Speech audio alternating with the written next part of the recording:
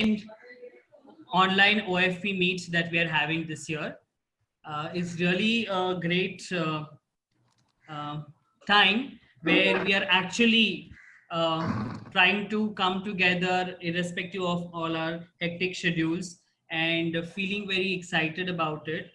The kind of discussions that are going around for the last 4 months have been very inspiring, and in fact that has been one of the premise because of which we thought of beginning our OFP so early and coming together to explore further and learn from each other, because OFP platform is primarily to learn from each other's experiences, to innovate and to excel in what we are doing, because the cause is larger, it is beyond us, it reaches out to many more in many folds. So with that as the objective, this is the second series that we have started, focusing primarily on online teaching initiatives. Of course, we are looking at different aspects of online teaching initiatives. It is not only related to academics or only to teachers, but much more. What it is, we will hear from our experts.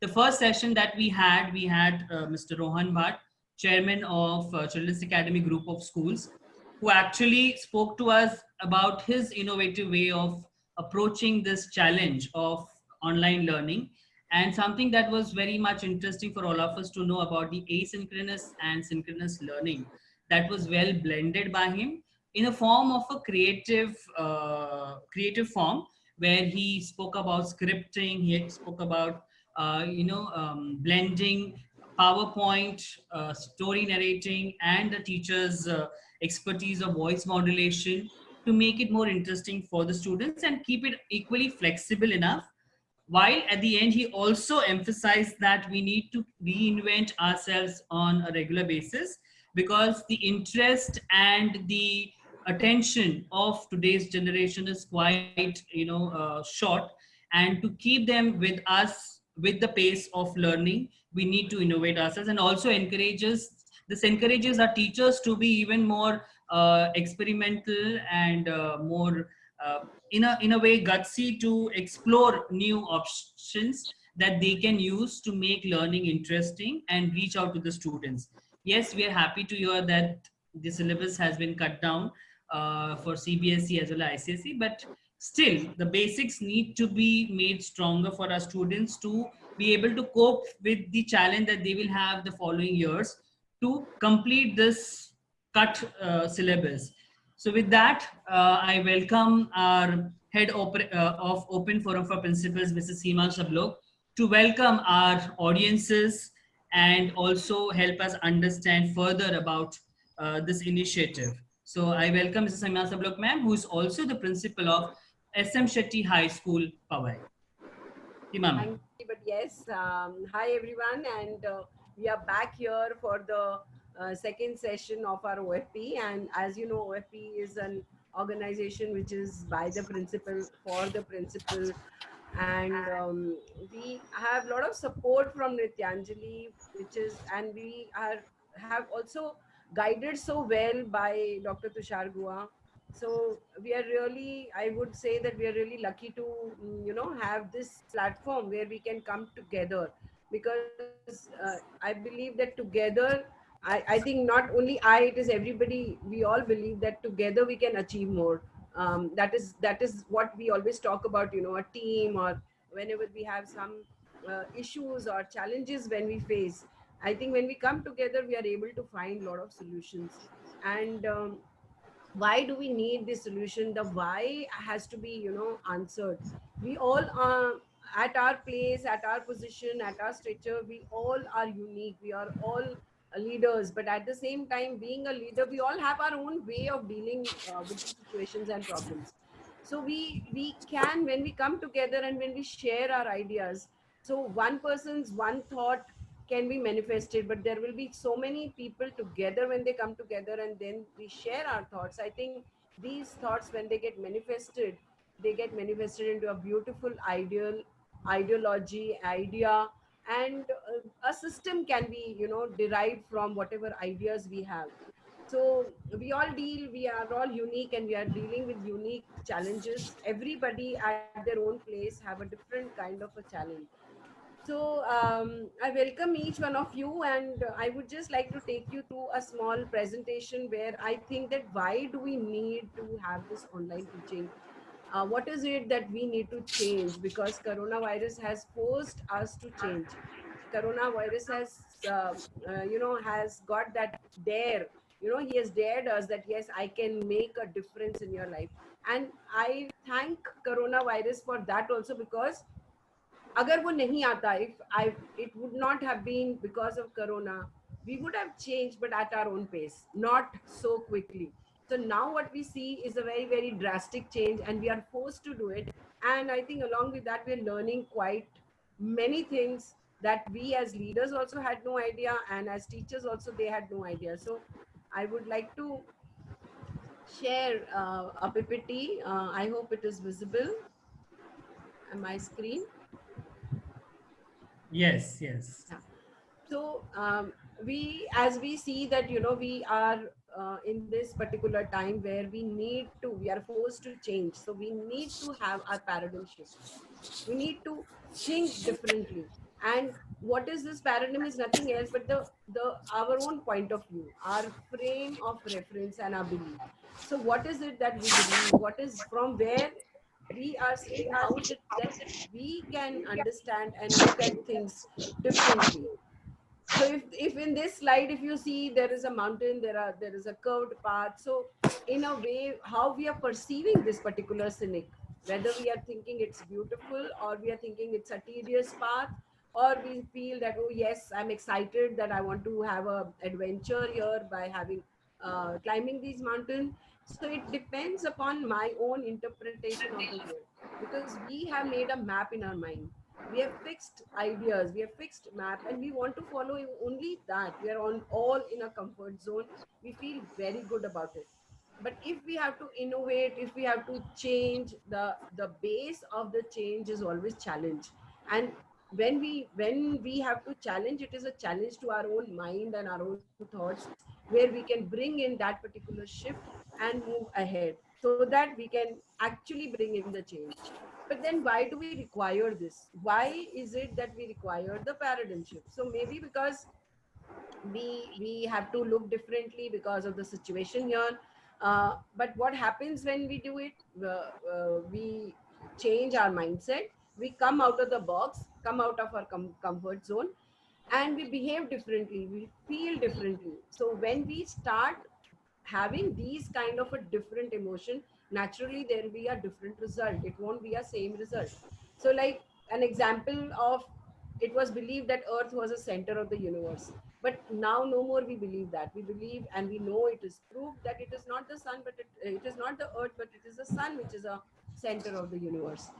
So what are the actions that we can see, or we can take, looking at the opportunities, I would say, not the challenges. So we need to move towards a new normal, and this new normal is nothing else but the normal of kindness or compassion or empathy, to understand, feel about people. And why do we need to have this particular movement of kindness and compassion is because, um, as per the data of the world, that is 260 million school going children are under the lockdown.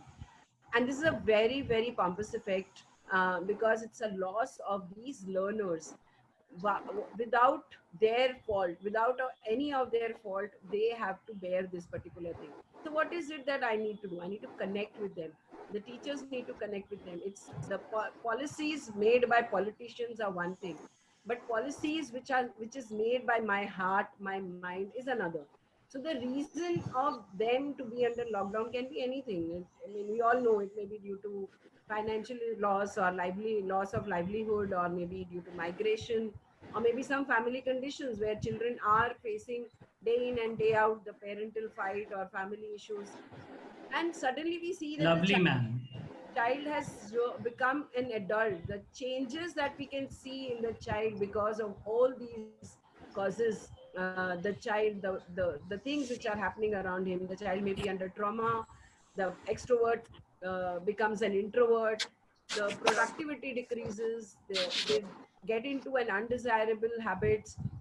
some of them are into fatigue. No, why only children? It is also adults who get into fatigue. We have low interest in doing any creative work. We reduce our creative thinking ability. Socializing is reduced. So all these things, when we look at it, the child's growth is shunted, and hence we need to connect with the child. Hence we need to touch upon the lives of the children who are under lockdown. We need to be very patient. We need to slow down, because first thing, we have to accept that the school cannot be as old normal. We cannot go back to the old thing. So that is one reason that we need to reimagine the school design. We need to redesign the education system. So I cannot depend on the government to redesign the education system, wait for them and then move ahead. So at my level, at my school level, what is it that I can do for my children? How can I connect with these children? And it's a dire need to make the parents as partners with the teachers, work as one, so that we are able to develop this particular child and not allow the child to be shunted in their growth, and help them to regain their strength, their caliber, their talent and potential. Move ahead, because we already know that the present is outdated and future is very volatile and vulnerable. And we know that the change is imperative. Change is the only thing which is dynamic. It is the only thing which is constant. So how do we think the change in our mindset is only going to bring the change for these children? Let us examine ourselves and ask, have we done enough for them? Let us see if we can hear to our inner voice and the unspoken voice of our children. First time in the history, we are forced to slow down. This is a most inhumanitarian situation that we feel, and we think that compassion and empathy can only help. And this can be a turning point for all of us.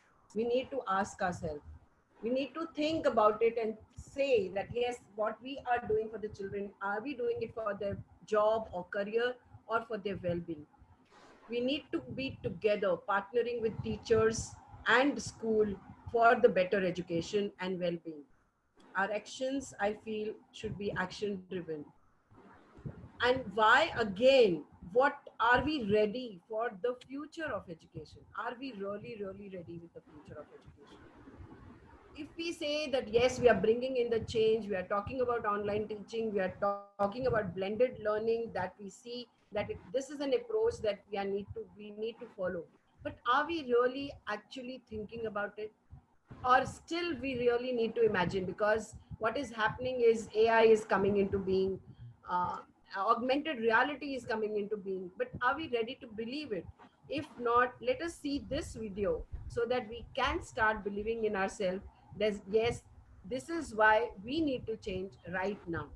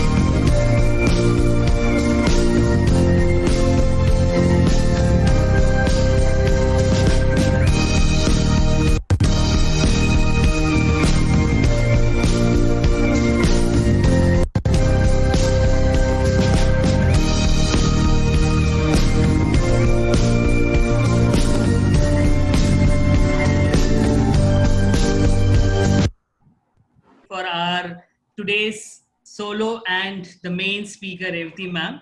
But before coming to that, I will request our trustee and treasurer of OFP, Dr. Nona ma'am, to please, on behalf of Dr. Gua, share his keynote address with the gathering. Dr. Nona ma'am. Thank you so much, Kirissa. Good evening. I'm reading out the address by Dr. Tushar Gua sir, founder chairperson of Open Forum for Principals. Sir is unable to be here in this OFP activity today. In fact, it's the first time in the history of OFP that this is happening because he is occupied with the COVID-19 services in hospitals. So let me read out, quoting Dr. Tushar Guha sir. Our speaker, Mrs. Revati Srinivasan, Director, Singhania Schools and Convener, India, OFP. OFP patrons, Mrs. Rekha Vijayakar and Mr. Rohan Bhatt. Mrs. Seema Sablok, Head, OFP. Dr. Suresh Nair, Convener, Maharashtra, OFP. Mr. Girish Dalvi, Trustee, Secretary and Chief Administrator, OFP. Other committee members of OFP and all principals. This is the second meet on the series of webinar on online teaching initiative that commenced on 3rd July 2020 with Mr. Rohan Bhatt as our speaker. He covered on the development of the content and delivery of teaching. We shall have series of webinars on online teaching initiative, which will cover all aspects of online teaching. The purpose is in keeping with the principles for which OFP was formed, that is to share and exchange ideas, experiences and exposures to enrich each one of us. In fact, education means enriching one's horizon and knowledge. We are honored that Revati Madam is taking up the assessment issue. Thank you very much, ma'am. Thank you. Thank you, Anuna ma'am. Yes, absolutely. As said by Seema ma'am and Anuna ma'am, we need to work on making it more interesting for our children. But even more than that, I think looking at it where we include our tertiary and the secondary stakeholders is also equally important. That is, I think, one of the key ways of having the paradigm shift, as mentioned by Seema ma'am, which we are going to hear from our very special speaker today and our main speaker for today, Madam Revati Srinivasan ma'am. When I was discussing this subject, I always had this, I've been getting to know a lot of things that she has. All of us, for Dr. Anuna Guha. Yeah, Lata ma'am. Absence of Dr. Guha is felt. That is what I heard. Huh. So, sorry.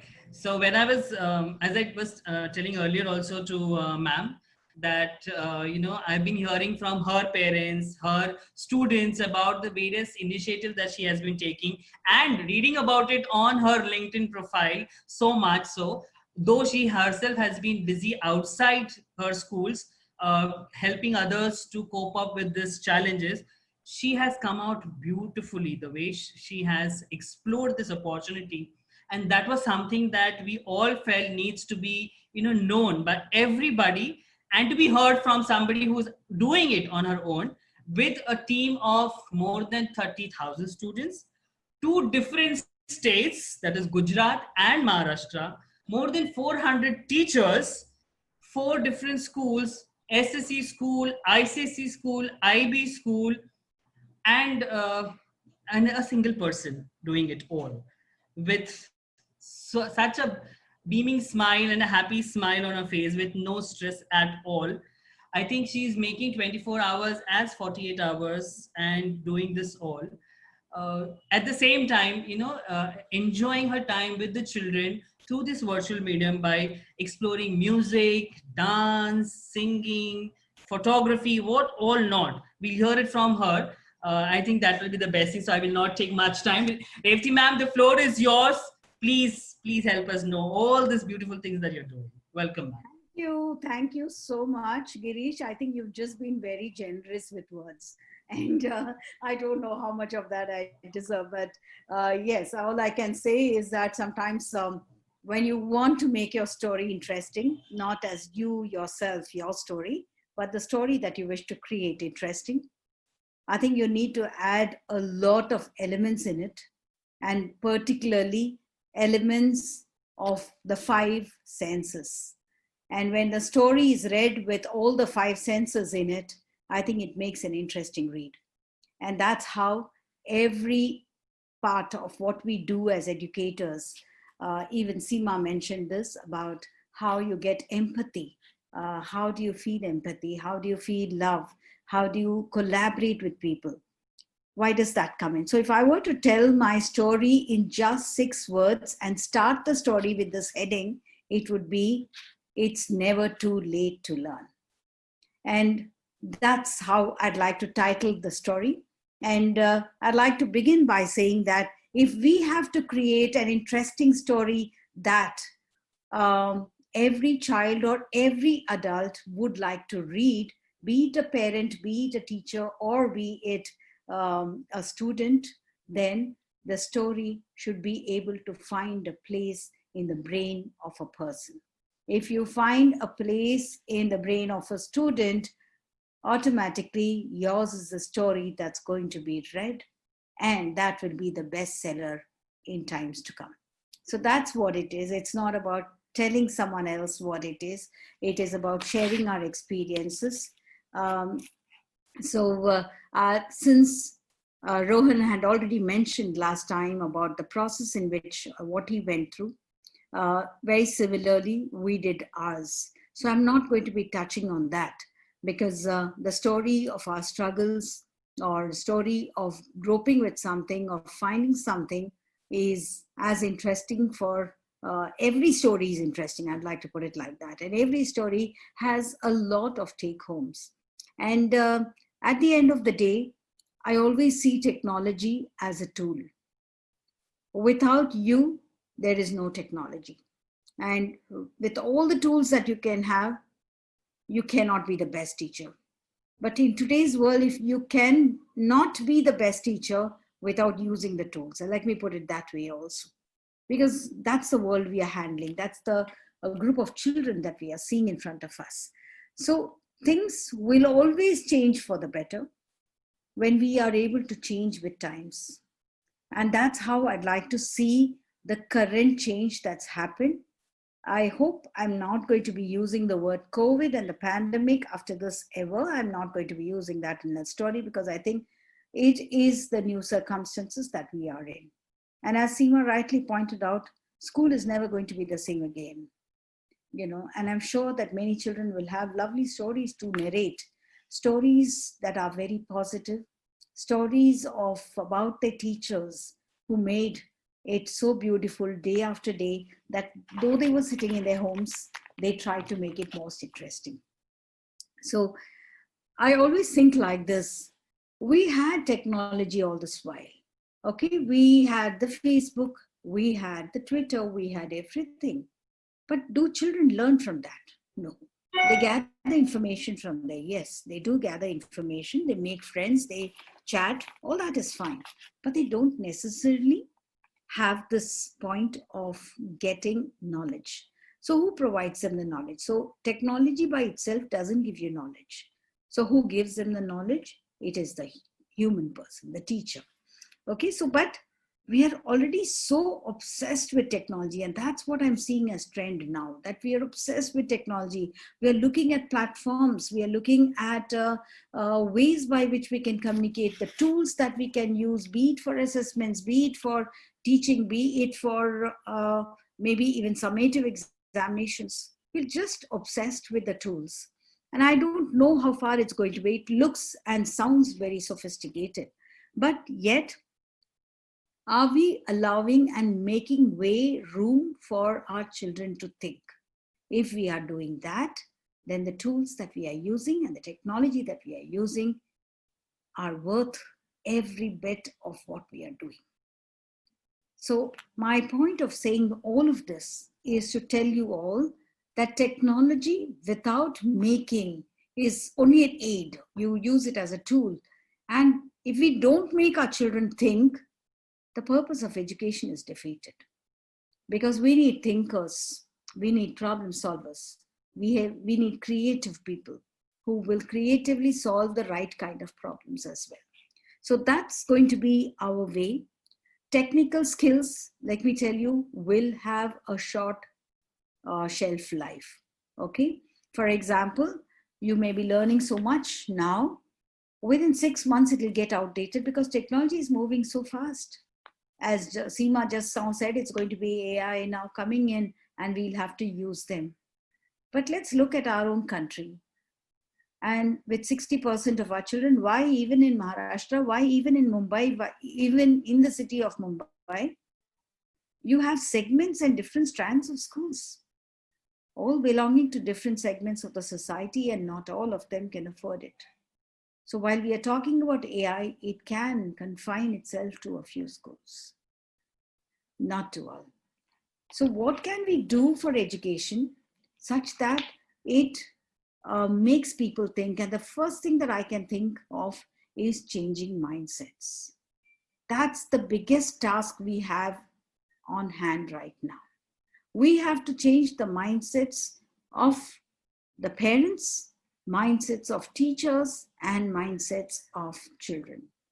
If we take away their focus on marks and focus on learning, not studying, that itself is the first and major mindset change that we are doing.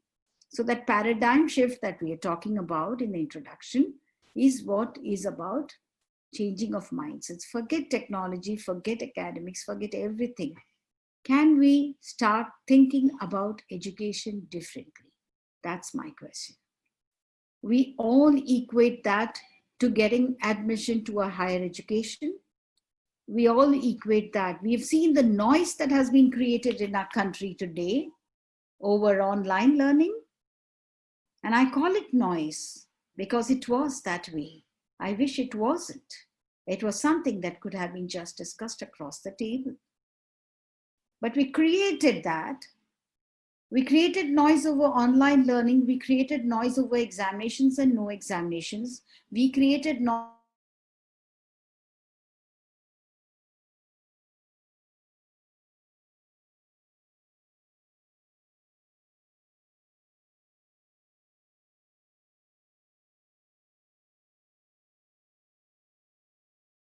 across the tables now, had we had a very similar way of looking at education. So education is not about securing marks. It's not about leading you to something else. It's about opening your eyes and your senses to what life really entails. So we all adults believe that, we know everything. We can sort out the problems. So we use any means to sort it out. I think it's time that the first thing that we have to do is to let go of our ego. The adult ego in us prevents us from actually talking. And I'm saying this very openly because I think what moved very well with the Gurukul system was the immense faith that parents had when they handed over their child to the teacher. And the kind of relationship that they shared was something beyond words. I don't think in this world that we are living now, we can do that. I understand what times are changing. But at the same time, without the two basic principles of life and basic things that we can go with or that we carry with us, trust and faith. Without that, it's not worth the effort. So I think all that we have to try and do is to change our mindset to turn it towards building trust and faith. And in the process of building trust and faith, ensure the other goals of education are reached. What are the other goals of education for the child? It is learning through fun, because he's not adversely affected by learning. The problem is he doesn't want to study. So if we can differentiate between the two, I think there would be a wonderful way of looking at things. What is really relevant to a child is what I'm going to touch on. Empower the child. That's very important. Make the child feel that he has the onus of learning. He is directing his own learning. That leads to good learning. The second would be to make it very, very communicative. He has to understand and contextualize it. So contextualize it in the sense of making it very human-based. So unless I keep telling that there is a human angle to what you're doing, there won't be any relevance. For example, even when I'm teaching a particular lesson, for example, teaching Panipat, War of Panipat, I don't have to go into minute details of a war and what are the effects of the war. People will die in a war. You and I, everyone knows it. Even the newborn child will tell you that. When two people fight, the one will die. These sees it on the television all the time, right? So why are we saying so many lives lost? So what are the lessons that we learn from this? That's more important when we are creating this. And why was it particularly fought in Panipat? Can we analyze that reason? That will make more sense. That means there was something. Why did the British come to India? So we have 101 reasons for it. Okay, but the message that the children will get home and carry home is a fact that we need to stand collected, united. That's the ultimate message. So that's how we have to start teaching our child. We also have to make it more relevant by reaching out to every child. So beyond school, what are the other ways of looking at things is what we need to do. Can we make the lessons completely personalized for the child? And I can only recall one thing. And when I say this, that without knowing, some of our teachers do go out of the way and say that, they'll give them shortcut methods of solving problems, or teach them, go across to the table and tell them, you try this way, you may get it faster, you may do it better. Okay. Now, when that comes in, it is an individualized teaching. That really helps the child. So understanding where the child is, making the child see reason in why he should learn is important. And the last of it, which is important for the student, is wiring. And wiring means that do not automate learning. Everything cannot be put. So when people talk about taking a lesson, putting it online, and they can watch it at their convenience, let me tell you, no one does it, John. Give you an example. Someone on my birthday gives me 5 CDs. That CDs will be lying on the table for a very long time. Check your cupboards, you will know that. Some of them may not even be opened. The reason is that we have not seen the relevance of it. So when something is relevant, I don't even mind going and picking it up and paying for it and viewing it then and there. What does a child of 3 do? When you gift him a toy, the first thing he'll do is to open it. He doesn't have patience for everyone to leave the birthday party. He will wait right there and open it up.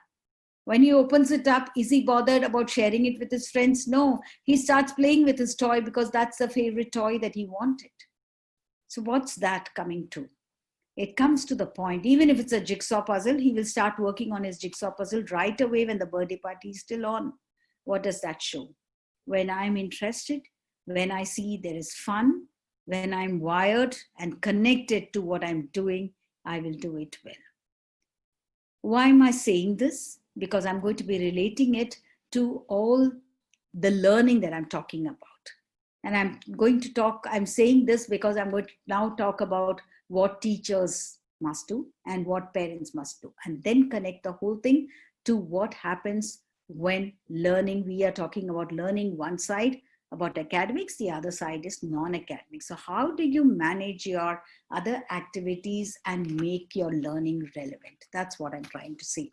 So when teachers do it, I would expect teachers to create a curriculum full of questions. They don't have to give any answer with a full stop. Create questions, ask them to do it. I'm sure that they will find their own answers. Every teaching must have the flavor of the local environment, because then students are going to be able to connect. Quite some time back, I was in a very rural school. I do a lot of these rural education programs, training programs for teachers. And while I walked into the school and the principal was there, everybody, headmaster was there, all of them were there. And the teacher, the principal and the government officer who walked with me told me that हमारे यहाँ पहली class कक्षा से हम अंग्रेजी बोलते, बोल जल्दी बोल, अंग्रेजी बोल, मैडम को अंग्रेजी से ही समझ में आता है. This is what he said.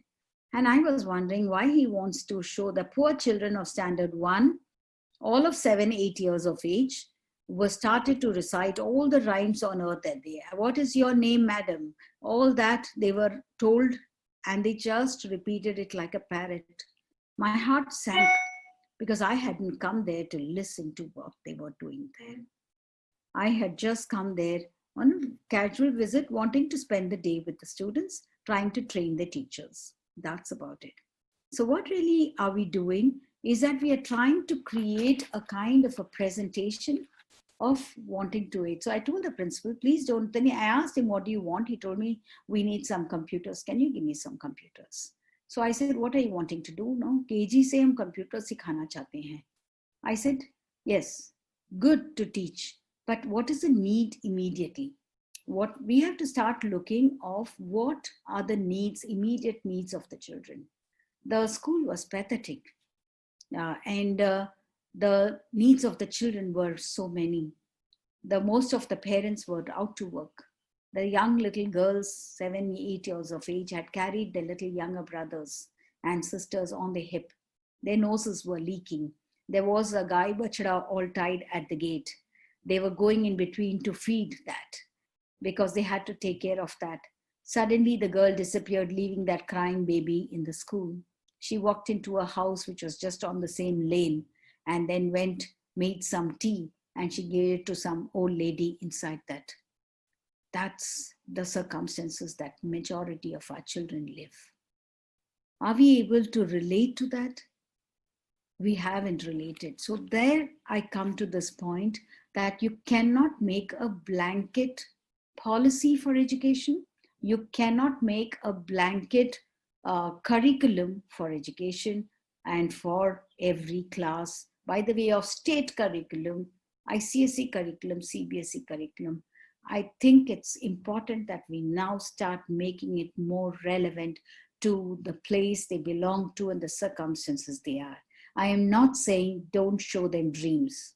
Make them dream within that. And if they rise above, you will have to individualize their lesson plans in such a manner that you raise the bar of every child and make every child think. That makes meaningful education. That makes it more relevant. Without that, there is no relevance in what we are teaching. So I think it's also important that when we're doing activities, that's even for us, that we don't do activities which are standalone. If the activity is not connected to the particular learning, that activity has no meaning. So whatever we do an activity, we must make it relevant. So if they're going out on a picnic, they must come back to write about it, reflect on it, which is very important. So self-reflection is one activity that we have to teach our children to do, because with that, when they self-reflect, they learn one of the greatest values of life, and that's gratitude. Because I always tell my students, somewhere they forget that they need to be grateful, and that's something missing very, very commonly among our children. It's time that we admit all these, because somewhere our education doesn't teach them that. We have to teach them that. We as teachers have to do that. So I think it's so important to connect on that. So while I talk on gratitude, I must tell you that we did a function day before yesterday on Sunday. This was the Guru Purnima day, and we had a Guru Purnima celebrations virtual. So the whole school participated, and a few students of the primary school, few students of the middle school, few students of the senior school, the IB, as well as the ISC, that is 11 and 12. All of them were presenting their songs on Guru or more spiritual kind of songs, devotional songs. Some of them were purely classical, semi-classical, all of that. And they were in different languages. So all students presented, but before that, we had this ceremony where all the children were asked to give the betel nut, which we give for a Guru Dakshina, the betel nut with the coconut and the fruit. We asked them to light the lamp, put that, the cameras were all on, so you could see so many of them on the screen. And they gave that and touched the feet of their parents. You won't believe, my whole mailbox was flooded with mails saying that we are having tears while we write this, but we wanted to say thank you. It's been such a long time. In fact, my son, many of them wrote, my son or daughter has never done this to us. Never have they said thank you. This time they not only touched our feet, did namaskar, but every Guru Purnima, our children do this. And that is what we are thankful to you for. So it's become a habit for parents, for children to do it on every Guru Purnima. But my point is, it is not every Guru Purnima. Every time a child goes out for a picnic and comes back, say thank you to your parents. Can we teach them that? Because had it not been for their parents, they would not have gone for that. Similarly, can they thank the teachers every time that they do well? Sometimes they forget. Most times they feel it. They genuinely feel it, but they forget to communicate that.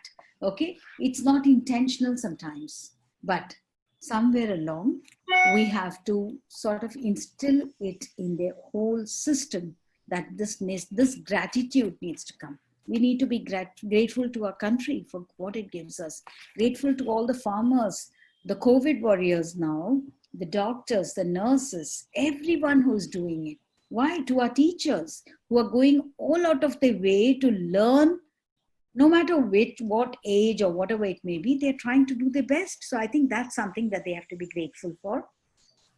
They have to be conscious, teachers have to be conscious of development, not only self-development, but also the development of the students, but more importantly, one's own development. And also to remember that there is a clear line of distinction between study and learning. All studies don't lead to learning, we know it. And but yes, learning will definitely accentuate and amount to learning. So it's a reverse is true.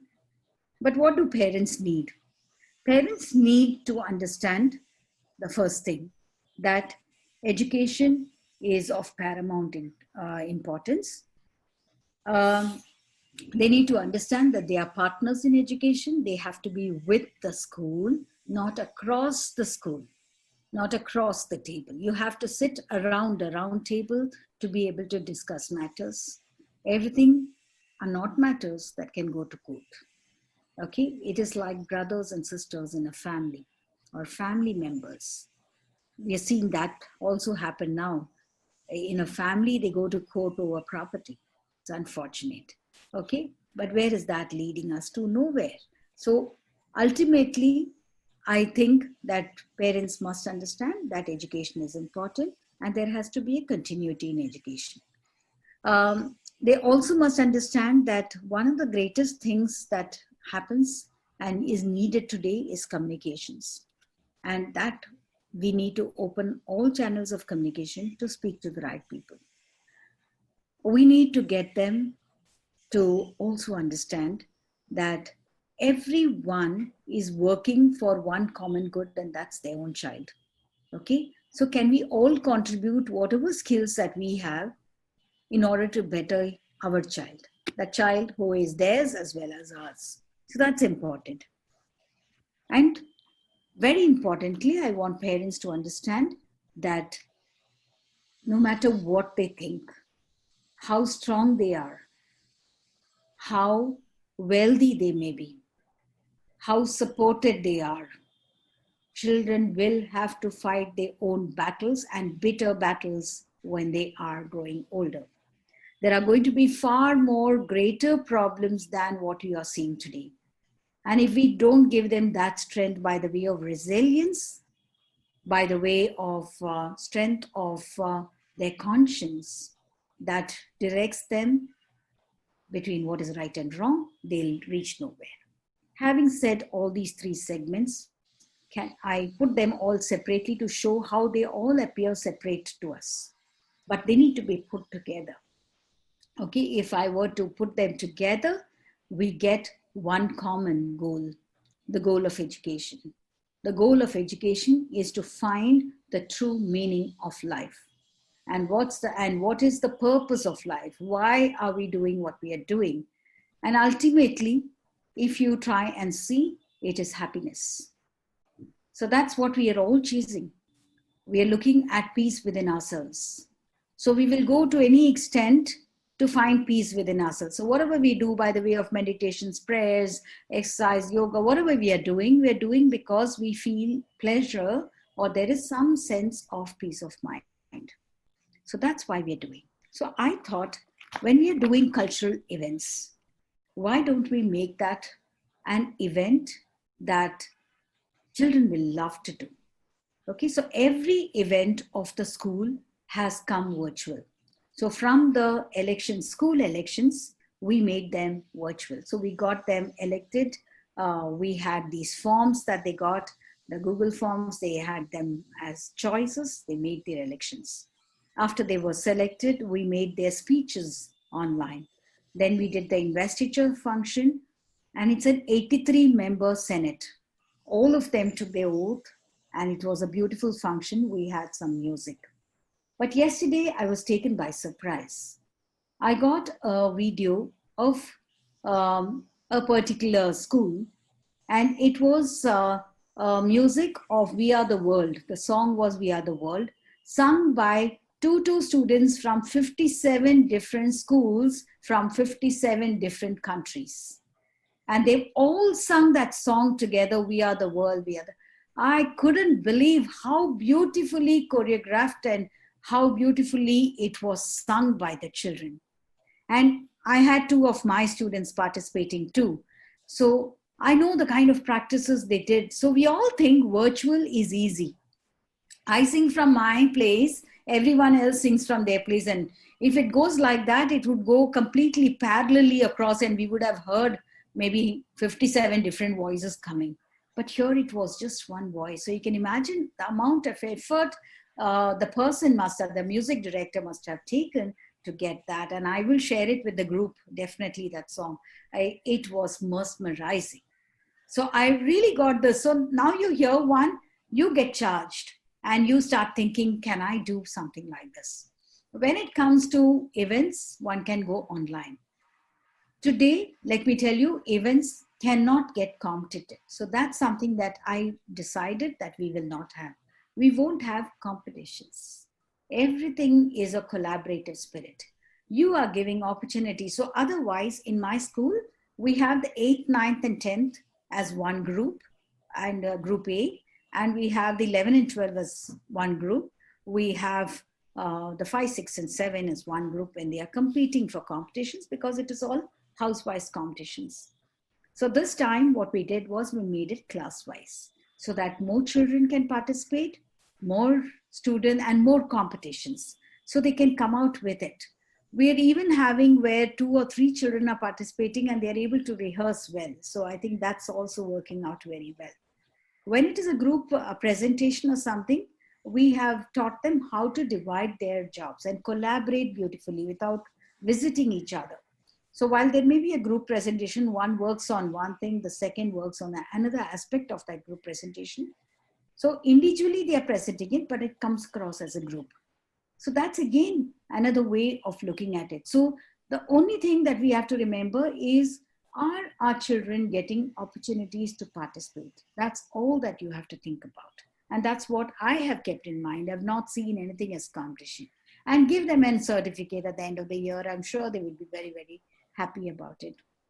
And I'm saying this because it's something that every one of you must be doing. But I'm saying this because when you have very large number of students, I have 7,000 of them, giving them an opportunity on screen makes them proud, makes their parents proud.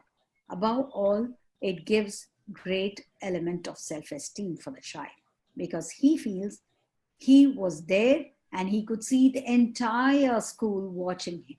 So I think that's very, very important for us to see. Giving children and listening to children's voices is very important. So I was reading, of course, I heard it from someone, then I read the case study. It was about a school in Michigan. So their teachers, one of the teachers who was a physics teacher, was trying to teach them something and the students showed no interest. Their scores were absolutely rock bottom. So he decided that he's going to take them off. Now, this was a place near the waters, and it is a place which has snow during the winters. So he told the children, he asked the children, what do you want to do? Okay, there is a board. Can we make boards? So they asked. So he said, what board are we going to make? He said, you give us some dimensions and we'll make some boards. Then he realized that the boards were so many. Some of them made skateboards and they were all children from the farmer community. So they made their own skateboard. They cut it themselves. They fitted wheels. They made it like a skateboard. They went on to make 100 varieties and shapes of it. But they were so engaged that when he started to give them dimensions in order to help them balance it, he said that they were absolutely fantastic at it. They could they knew much more of the, the physics of making that skateboard than anybody else. He said, I could teach an entire lesson of physics. And when we say about, load into load arm is equal to, so work, force, and energy, he said, I just did it because of this experiment. So how easy it is for us to make the learning more relevant. Competitions, I mentioned to you. They could be also events like cookery events that you can have.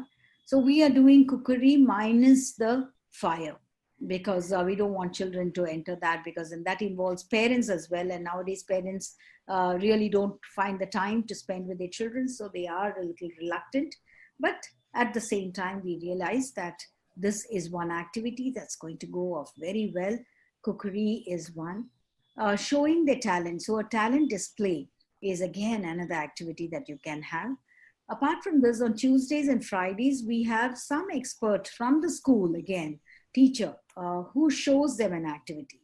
So this question was raised as to what is the, the screen time and stuffs like that. But my whole point is that one has to learn at this time. And I have limited the hours as per the regulations. But in the evening and on Saturdays and Sundays, I have this show where my teachers perform. Okay, they could be teaching them the art of gift wrapping. They could be teaching them calligraphy, for example, yesterday, something like that. So they learn a lot of art and craft. So we did a lot of sessions as well. Similarly, there are children who have difficulties, disappointments, or feel low. These are children who need to be talked to. So the counseling sessions also happened online. So, and I'm sure many of you are doing that. But we're also making a session where actually the counselors sit down to have a nice chat. So they discuss so many things. And if a child who is not really badly affected, but really is feeling low, listens to such things, gets little positive. So the positive impact is also there for the child. So that's the other activity that we are doing. Another activity that has become very popular is yoga. Yoga and physical exercises. So physical exercises are exercises like the aerobics. So we tried to make it more interesting rather than the PE and MD, mass drill exercises, because we thought children will not do those exercises. So we've started to do that, and that's coming out again very, very well, because children have started to practice. Many of the parents have written saying that their children are doing the yoga along with the teacher. So somewhere they feel that is necessary. I think these are the sessions. Apart from that, we are also doing some music classes, teaching them only music songs, not really the classical element, which we would have otherwise done. But here we are doing more of songs. On Ashadha Ekadashi, which was the day that we normally have the Abhang sung, we got our students to sing the Abhang. So we call it the Abhang Sandhya, and we got our children to sing Abhangs. So again, bringing on the legacy of the state. It's, I think, a tradition that we need to carry forth. And that's again one area where I would like to touch upon, of saying that this has nothing to do with academics. This has nothing to do with studies. Okay, and if you say that it's just there, so what is there? So what if we sing Abhangs? Children need to hear all of this while they are young. Only then it becomes a part of their system. They're able to appreciate that. When they appreciate that, they learn to appreciate aesthetics. They are able to celebrate little things that are around them. They see pleasure in what they are doing and what others are doing.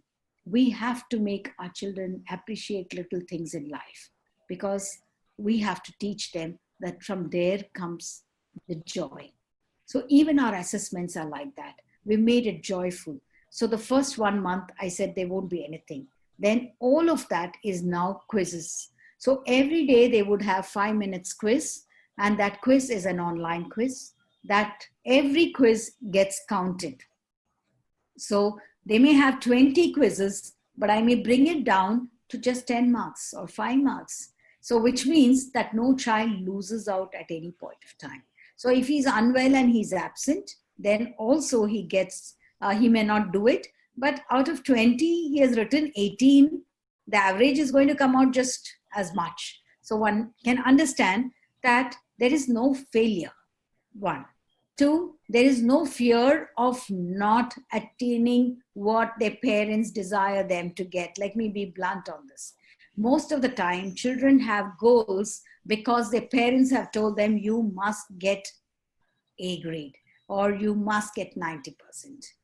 Because the first question after you get your test marks is, Kitna mila? So they'll say 18 on 20. Do mark kahan kho diya? So then they will say, nahi, some careless mistake, something.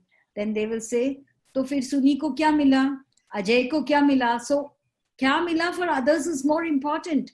Somewhere I would want all of us, whether it is parents, whether it is teachers also, to please shed that. We need to stop comparing ourselves.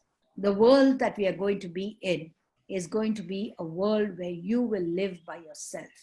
You will live with others if you choose to. Otherwise, you will be one lonely person. So we have to teach our children that everything is not competitive. Why am I'm doing a lot of training for other schools as well. Why am I doing that? Is because I think if education space cannot get collaborative, nothing will get collaborative. Because that's the only space that we have where we can keep talking to each other, exchanging ideas so that we all will grow at the same time. Because this is not going to be in segments. It's not going to be possible when something from the policy from the center comes down and we say, yes, we'll do it. Because when that is done, we never do it out of interest. We do it because we are told to do it. And anything that's told to us, be it for a child or be it for an adult, you know how we take it. We take it with a lump of salt. So that's what it is. So whatever we do, let's do it with very, very joyfully. So the tests that we are doing are also like that. There are tests where we have just shown them a film. And then the next day, so it's a test that they do it next day while they are sitting in the class for the online, they are writing 5 questions and the answers for that, based on the video they saw the previous day. And most of them are good videos. Similarly, it can be a piece of audio that is showed to them or played for them. Few questions based on the audio and they can do it. There are geography teachers who are taking them through Google Earth, taking them through all of that, showing them the entire thing, placing 5 questions, that becomes an exam. Okay, so these are ways by which we can engage our children better. I am not sure whether this is the right way, not right way, but I know for sure that children are learning every day because children are excited. Second thing is, this is the first time that we are seeing that children are looking forward to their tests because they don't know what is going to be the media that the teacher is going to be using. So someday they are just doing an MCQ, but the next day they are watching a video. The third day it's an audio. Fourth day it can be a music piece and derivatives from there. It's like that. Someday it can be a Google Earth show. Someday it can be a puppet show that they are seeing, but they have to write questions based on that. How can you sort of change your ways of testing children? I saw it now because while we have been talking about it, we use it once in a while. Now it's become so regular. Once it becomes regular, it becomes a part of your system, and then children start enjoying it. So there is no fear of examinations. What we used to see is fear of examinations. No longer do we see that. We've started to see that children are able to enjoy their music, dance, because they know it's coming once in a while. So might as well enjoy it. So the whole purpose that I'm trying to say is that we have to teach our children to be able to appreciate little things around them, appreciate fine arts, very particularly fine arts, because children must enjoy. I know of a recent online marathon that was conducted, and I was not able to understand how it was, but it was timed also. So they were apparently asked to jog on the spot, and there was some software that was given that was measuring them. So they knew the time that they clocked. So there are innovative ways by which people are doing things. I always think you cannot wear a stiletto and climb a mountain. You need to be wearing the right kind of shoes to climb a mountain. In a similar manner, we have to have the right frame of mind to accept the new changes. We need to start thinking in terms of how are we going to, what kind of shoes do we wear for this expedition? Change the shoe for the next expedition. It means you have to invest in your shoes, but it doesn't cost you money. All that it needs is your little brain right there. And we have plenty of it. Let's make the best of it. Thank you very much. Thank you so much, ma'am. It was a wonderful, informative, and captivating listening to you. Actually, particularly, I liked the quiz thing that you shared, which is not at all competitive yet very enjoyable by the students, and also kind of shutting the parents to ask questions how many who has scored what. So that's a beautiful thing. We would love to hear more, but definitely it will take a day to understand the whole dynamics. The other thing that I'm sure all of us would like to hear from you, how do you keep your other two stakeholders, that is the teachers and the parents, because I know you do certain activities with them. If you could share that, that will be wonderful. Yeah, so for all these music sessions and what we are doing, calligraphy sessions, flower decoration, cookery, all of that sessions are open to our parents as well. Okay, so the idea is, I think a school is not only for children, it is a community center where parents, teachers, everyone can learn. So I have sort of made it compulsory for teachers, because I said it's nice to decorate your house. We have time now, let's decorate it. Maybe we learn to make some flowers.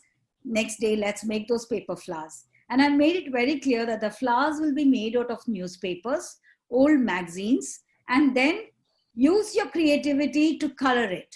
So we will have some paint, color pencils, crayons, something. So you don't have to go out and purchase glazed papers or colored papers. I just don't want anyone to spend any money now. Neither do I want parents or anyone to venture out of their homes being unsure of what the situation outside is. So I said the best is to make it out of newspaper. And what I realized was we are having bouquets of newspaper flowers. I haven't even painted mine. So it still looks good, because I think the black and white is still good enough. And we learned the art of wrapping gifts, various ways, 6 to 7 ways, and with the help of a newspaper again. Okay, so I think that is beautiful. So I think parents are also getting involved. We did have sessions on counseling and talking to parents. In fact, we had 2 sessions with Dr. Tushar Gua as well, which was very, very well received. That was also for a lot to do with children, actually.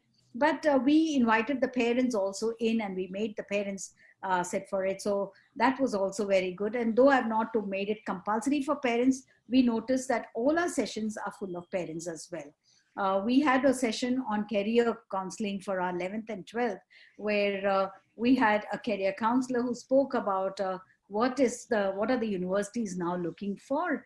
And I had all the parents sitting over there writing their notes, and they were the ones who were asking questions.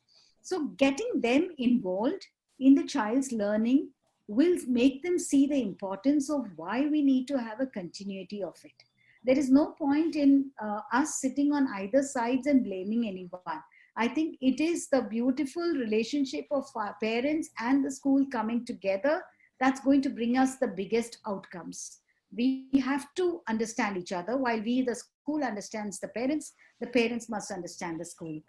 I think I would really like to appreciate all those parents who keep appreciating the teachers for the brilliant efforts they are putting in, for the online classes. Some of the teachers who are almost on the verge of retirement still learned so much, wanting to do it. And like a little child would say, can I call you? I have a doubt.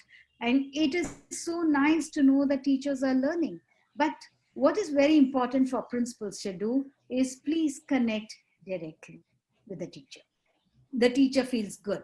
This is a little of a not a very good time. So, for them to take it across through their hierarchical processes, I don't know. I'm of a different opinion. So I believe that during distress, during troubles, it's always good that you connect directly, because you know what you are trying to say, and that person would like to hear it from you.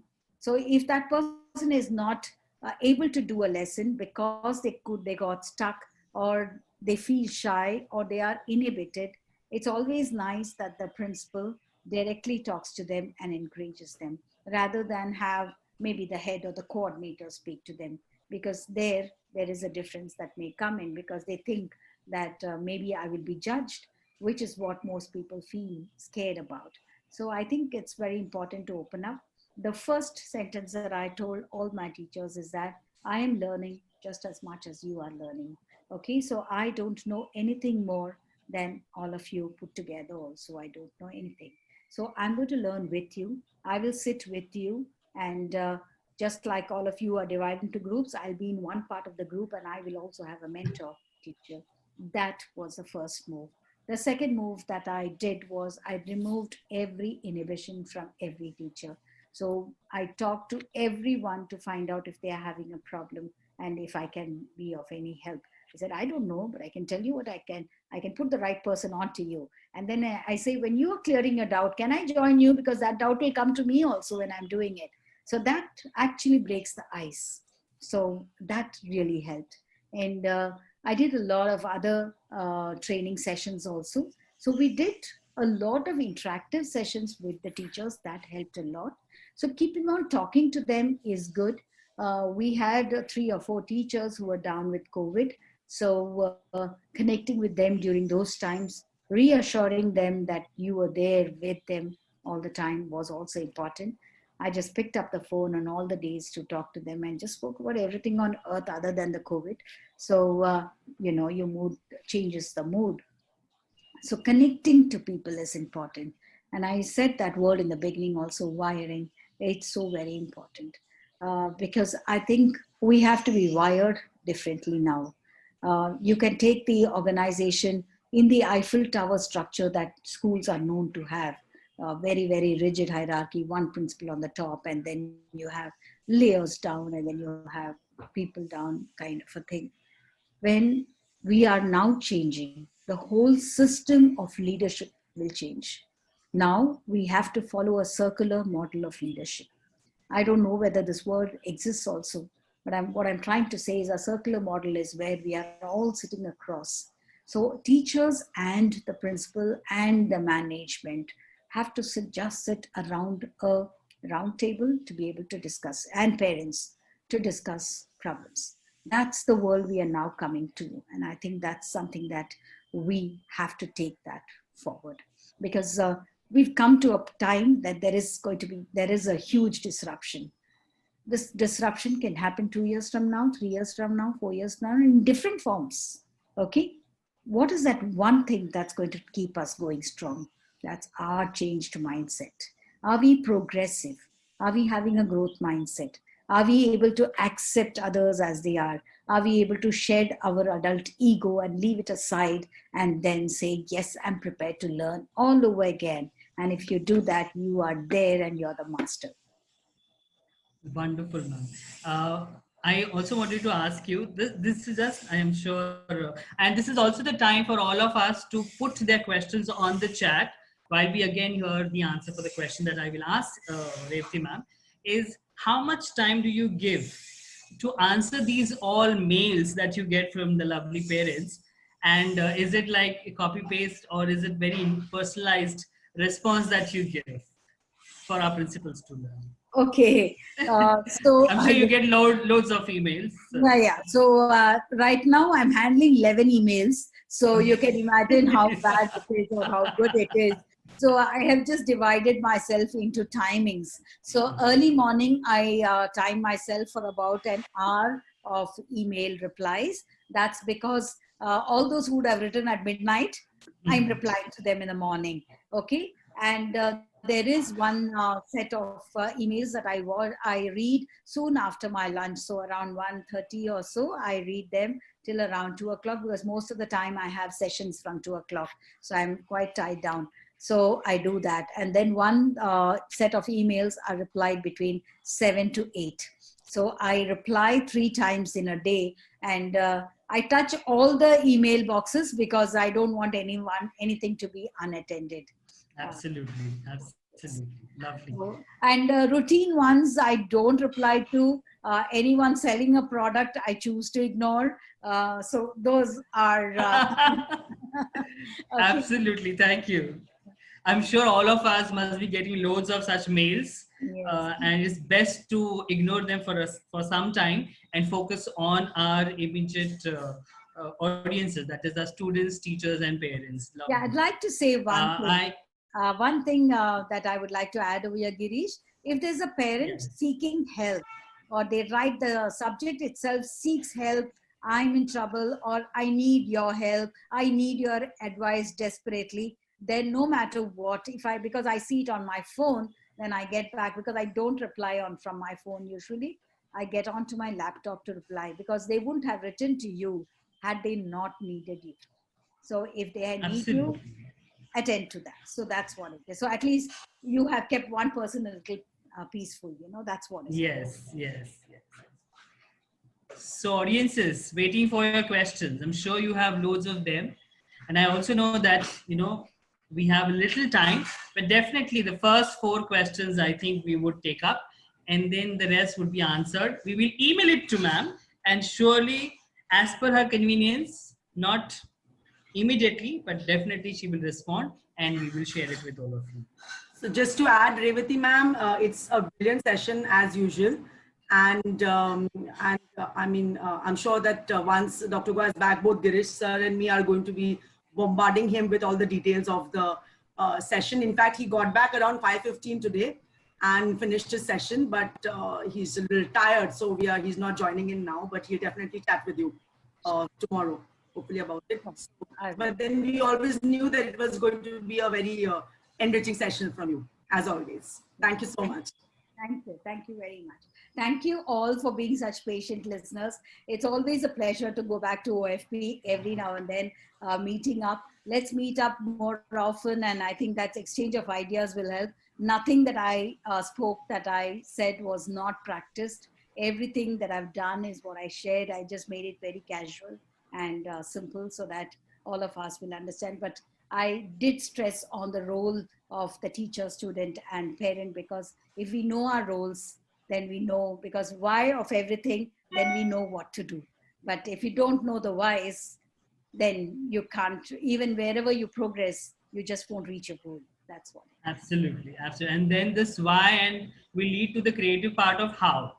And those Yes. hows will be multiple. This question comes from Seema. I'm sure everybody else wants to know how you handle fee issues.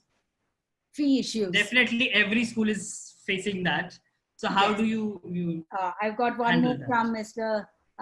From Ghazala Sayed also. How are you handling Yes. fee issue? There is another question from Derek Ahmed. Okay, that's the question is, how are you keeping yourself in a positive mood? That is Alish Memorial School, ma'am. Yes, okay. So how are you keeping yourself in a positive mood amidst all these challenges that you are facing? And okay, so and the other ones are thank you. Okay, so Yes. my first answer for the fee issue is that I have put up across a message to my parents saying that kindly pay up your fees. Okay, and I've said the online portal is open. The second that I did was when I was addressing for my orientations, I mentioned to them that the fee counter online fees were open, and because I do have the monthly option only in school, so parents can pay monthly, or if they wish they can pay quarterly, but the monthly option is open, so they could pay monthly as well. So that's what I have kept it at the moment. I understand, because I'm getting a lot of letters from parents. I do understand, but I'm giving them time, and I think giving them time a little is helpful. They will start paying, and many of them have started to pay. It's coming slow, very slow. Not all parents are paid. It's getting difficult. I'm not saying it's easy, but a little patience from our side will make parents understand that we are really working for their children, and that self-realization and the conscience will work for parents. I'm sure that we have built a rapport with them of respecting ourselves and respecting others. So that mutual respect that they have is what's going to make them pay. Maybe they are not able to pay immediately, but they will pay eventually. And I'm sure, and I do hope and pray that the situation is better and people pay. Even we are struggling with it. We are really, really, sort of limping ahead. But at this moment of time, when there is lockdown, I don't want to push at this point of time. That's a stand that I've taken. I'm being honest. The second, how do you keep yourself positive? I try and I try my best. And I think basically I'm a positive person, but more than that, I keep myself positive by talking to people. I think it rubs on me. I interact with children a lot. That rubs on me. Even online, I interact. I enter classrooms, so I'm able to interact with children, and that keeps me positive. So I think I read. That's the other. I write. So if at all you feel low, the best thing is if you're not able to speak it to someone else, please do write it out, and I'm sure that the blues goes away. But the other thing that I do is walk. So it'll keep me healthy also and keep my weight on check. So that's the next that I do. There's one question, ma'am, that has been sent to me privately. So she wants to know how do you communicate with the management and how you have involved the management, or rather explained management your whole approach, and how did they cooperate? Okay, I think over the years, I've developed a good rapport. The thing is that I've just been very, very plain, and that's the person I am. I'm just very transparent. This is there and this is not there. What I need. That's the way it is.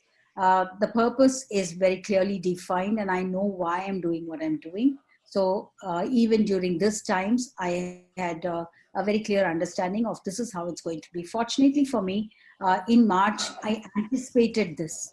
I sort of knew that it's going to be like this till September. I don't know why I felt that. So I kept them prepared that this is how it's going to be. Fees are going to come less. I made all that clear. But I'm not going to stop education. We will continue with our online no matter what. So at that, in March, there was no talk about this online in such a big way. But I started to train people on online for the reason that I thought that what we have to do as a duty, as an educationist, we have to do no matter what. Okay, we can't fail in nobody can point fingers at us for not doing something. So let's do it. It's our responsibility and we like doing it. It's our commitment. We do it. That's what it is. Thank you so much. I will not take further questions, but I have put on the chat a web link where you can read the article by Revati ma'am and some more principals who have been contributing to this website. And I also appeal that you too can share articles which are beyond academics, which share your personal side, your reasons for the positivity, as Revati ma'am said. When you read these articles, you really feel inspired, and you can see that there are so many positive educators around us, and we can derive that positivity from these kind of exchanges also. Thank you so much, Revati ma'am. It was a pleasure listening to you. I'm sure all of us would love to sit and listen to you further, but definitely, we need to have some boundaries so that we can always meet again. These become the reason for us to meet again and again and again, and that's how OFP since 2007 has survived, because we don't feel that we had a full stomach. So we keep coming to eat something or the other in terms of learning, and that will continue. Thank you so much. I would request our committee member, Dr. Lata Venkat ma'am, who's recently shifted to Thane and is closer to Nityanjali also in terms of location, to please give away the vote of thanks and to everyone who is here. Lata ma'am, over to you. Thank you, Girish sir. Just confirm whether I'm audible. Absolutely you audible. are. Absolutely. Thank you. Thank you so much. Teamwork makes the dream work. And it is the spirit which has helped culminate the efforts into this beautiful evening. On behalf of the Open Forum for Principals, I express my heartfelt gratitude to Dr. Revati Srinivasan, Chief Convener OFP India and Director Sulochana Devi Singhania Schools, for enlightening us today with her pearls of wisdom. Ma'am, salutations to the Herculean task being performed by you and your team, as we just heard the numbers from Girish sir. Loved your decision of not using the word COVID or pandemic anymore, and I'm sure we all need to and become positive. Rightly said, ma'am, it's never too late to learn. Lessons of gratitude, yes, we all need to instill it in our students. Just a reminder, ma'am, please do not forget to share the video of the song you had mentioned. Thank you, We are- Dr. we Anuna are the Guha, world. ma'am, for sharing Sir's keynote address on his behalf and giving us the feel of his presence. Please do convey our wishes to Dr. Guha. We did miss him a lot. What a wonderful learning it was through your PPT and video, Seema ma'am. You gave us an insight on how to try and become normal during these abnormal times and prepare ourselves for the future. Thank you so much for the trouble you took in sharing and giving us the session an enlightening start. My sincere thanks to Dr. Suresh Nair for being the strong pillar of support for all our OFP meets. A big thank you to all my principal friends who have taken out time to join us on this live show today. It is at such times that we need each other's help the most, and I'm sure OFP is all set to help us survive in this new normal. Technology has become the need of the hour. My sincere thanks to Mrs. Vaijayanti Arun, Senior Teacher at Singhania, and Mr. Ankit Majitia for maintaining the flow of today's program without any technical hitches. Last but not the least, thank you, Girish sir, for all your efforts in organizing and coordinating these live shows and making OFP happen on a virtual platform though, which thus making the best use of the lockdown period. With so many stalwarts in the forum, I'm sure we will fulfill Dr. Guha's dream. Wishing you all a safe and healthy future, following the new SMS given to us by the Corona times. Sanitization, mask, social distancing. I take your leave with this lovely quote. काम ऐसे करो कि तुम्हारा नाम हो जाए. काम ऐसा करो कि तुम्हारा नाम हो जाए. और नाम ऐसा करो कि नाम सुनते ही काम हो जाए. Thank you, dear friends. Thank you very much. Over to you, Girish sir. Thank you so much, Latha ma'am. It was a wonderful end to the entire program. I also would like to inform everyone that we'll soon announce the next OFP meet that we will have in association with Euro School, Little Angel Schools. Of course, our head of OFP, Madam Seema Sablok, is going to be hosting one of the OFP meets very soon. You will be getting the intimation soon. So we do look forward to your participation and also reaching out to others to join us in this exchange. So thank you, everyone. Have a great day. Thank you. Thank you so much. Thank you. Thank you. Thank you, Thank you all. everyone. Thank you, Revati Giri. ma'am. Thank you, everyone. Thank Thank you, you. Seema ma'am. Thank you. Lata ma'am, thank you so much. Thank you. Thank you.